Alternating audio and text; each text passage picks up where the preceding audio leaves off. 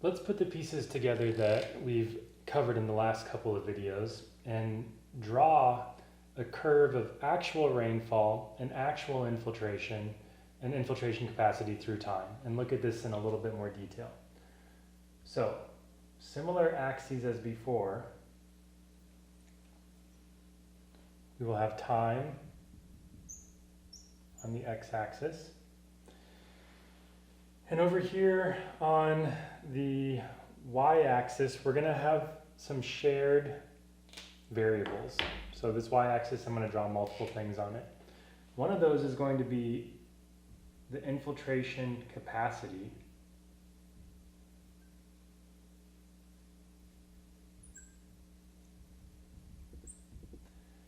That'll be our orangish color here.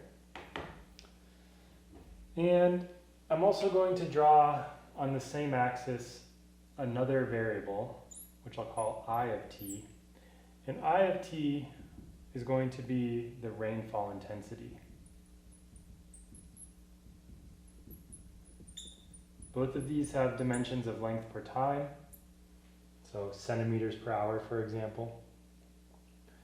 So let's first draw our infiltration capacity. It's the same deal as before. It starts at some rate f naught, and it goes to some rate, some equilibrium value f sub c, in some decreasing exponential fashion.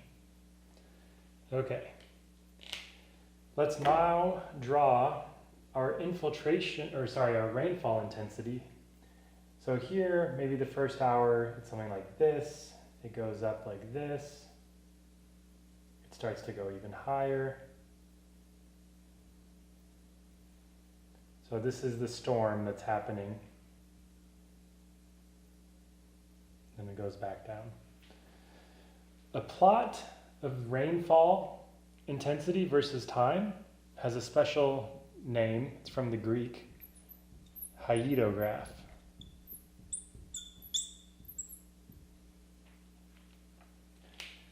So if I were to draw something like the actual infiltration rate, well, I know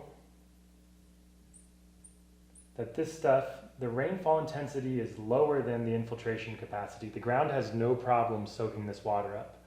So it's all going in here. But right here, something's going to happen. It's going to be raining harder than the capacity of the ground to soak up that water. So the actual infiltration rate is just going to be the area under this curve. And we need to talk about what happens to the area above the curve. Actual infiltration rate.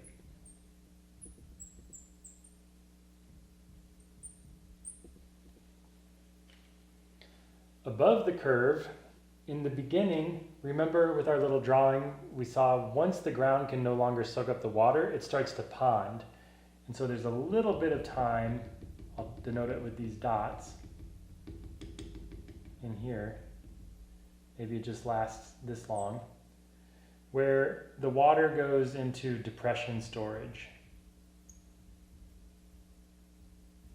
And the volume of that water is going to be, well, this rate minus this rate times the length of time.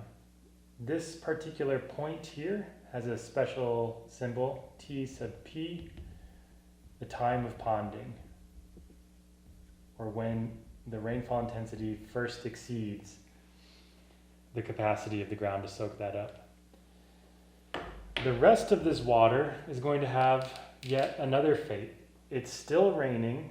All of the depressions on the ground surface have been stored. The ground can't soak up any water any faster. In fact, the rate's still decreasing. And so this zone here on the plot is going to be going to overland flow. In particular, this is a kind of infiltration excess overland flow. Some people call it Hortonian overland flow after Horton. But in general, we'll summarize what we've learned here with this little exercise by saying whenever the precipitation intensity